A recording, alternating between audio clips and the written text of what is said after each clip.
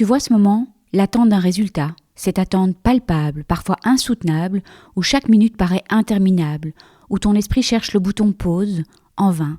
Il imagine le pire, puis se raccroche à l'espoir, puis replonge dans le pire, puis revient à l'espoir, encore et encore. Les minutes sont longues, très longues, et les gens te disent « ça va aller » parce que ça les rassure. Mais toi, tu n'entends pas ce « ça va aller ». Tu le rejettes presque, parce qu'au fond, qui peut le savoir quand il s'agit de santé ? 2 planètes, 2 langages, ta planète à toi, celle où plus aucun repère n'existe, où la vie est en suspens, où tu flottes quelque part, entre la peur et la vie. Pas vraiment entre vie et mort, mais c'est ce que ton esprit imagine. Tes pensées ne sont que des pensées, mais elles deviennent ta réalité. On dit souvent « ma vie a basculé en un quart de seconde ». C'est vrai, c'est toujours une histoire de quart de seconde quand tout bascule. Ta petite voix devient ta pire ennemie alors qu'elle pourrait être ta meilleure amie, mais elle a été programmée pour ça, détecter le danger, anticiper, te protéger.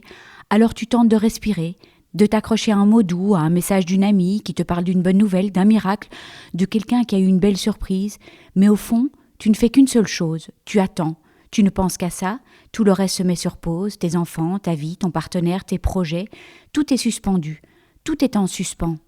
Et au milieu de ce vide, il reste quelque chose, toujours, l'espoir. Ne le perds pas de vue, il permet de respirer, d'avancer. C'est important l'espoir, c'est vital.